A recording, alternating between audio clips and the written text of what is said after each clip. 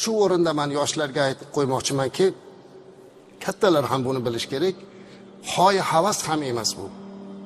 Ko'pchilik yoshlarning qalbida ba'zida bir o'kinch paydo bo'lib qolyaptiki, falonchi mahallamni yoki falonchi do'stim ota-onasini hajga yubordi, men shu bitta otamni, bitta onamni yubora olmaymanmi degan o'kinch bilan shu yo'lda nima bo'lsa ham qilishga rozi bo'lib ketyaptilar. Yoki bo'lmasa ba'zi ota-onalar falonchini farzandlarini yuboryapti, senlar ham yuborasanmi degan gaplarda aytilyapti. Azizlar, bu bir dam olishga, kurortga yuboradigan narsa emas. Bu xuddi islomda 5 farzidan bittasi, qodir bo'lsa.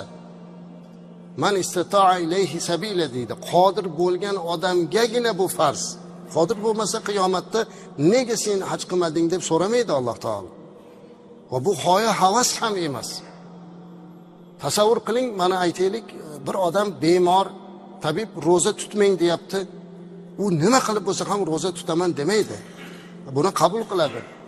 Nega roza tutmayapsiz desangiz aytadi, "Ha, men kasalman, qand kasalim bor, yo bunday kasalim bor, oshqozonimda kasalim bor, tabiblar tutmang dedi, shuning uchun qila olmayapman" desa, hammamiz aytamiz, "Ha, uzringiz bor ekan, qiyomatda sizdan buni Alloh so'ramaydi." Haj ham xuddi shunday ibodat azizlar. Agar Alloh imkoniyat bermagan bo'lsa, nima qilib bo'lsa ham boradi degan joyi yo'q. Hattoki qarz olib ketyapti. Qarz olib ketyapti. Bittasi internetda aytayapti, "Falonchi million kredit oluvdim, nima qildingiz?" desa, "Umraga borib keldim" deyapti. Shunaqa qilib ham umraga boradimi? Qanaqa umra bo'ldi endi bu? Qanaqa ibodat bo'ldi bu?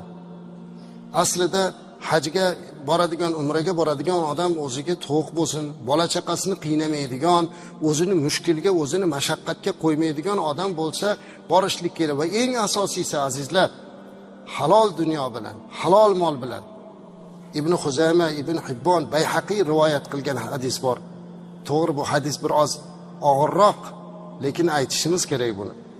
Rasulimiz alayhisalom aytadilar: "Ida kharajal hajju hajjan bi nafaqatin tayyibatin." Agar bir odam halol dunyosi bilan, halol moli bilan hajni niyat qilib safarga otlansa deyaptilar. Halol dunyosi bilan. Va u odam aytsaki, "Labbayk Allohumma labbayk" desa. Chunki u Allohning chaqirig'iga javob beryapti-da, shuning uchun labbaykani aytadi. Labbayk Allohumma labbayk degani, "Labbay ya Rabbim, meni sen chaqirding, men sen chaqirig'ingga qarab ketyapman" deb chiqyapti. Mashaqqat, mushkullarga rozi bo'lib chiqyapti. Yelkasiga ihromni tashlab ketyapti.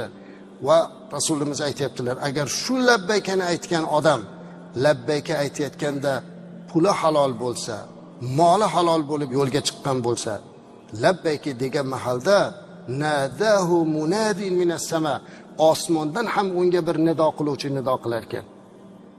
Labbayka va sa'dayka, zaduka halalun va rahilatuka halalun va hajjuka mabrur g'ayr ma'zur deb Allohdan nido bo'lar ekan. Senga ham labbayka, senga ham sa'dayka, topgan moling halol, mingan uloving halol, hajing mabrur bo'lsin, hajing qabul deb Allohdan nido kelar.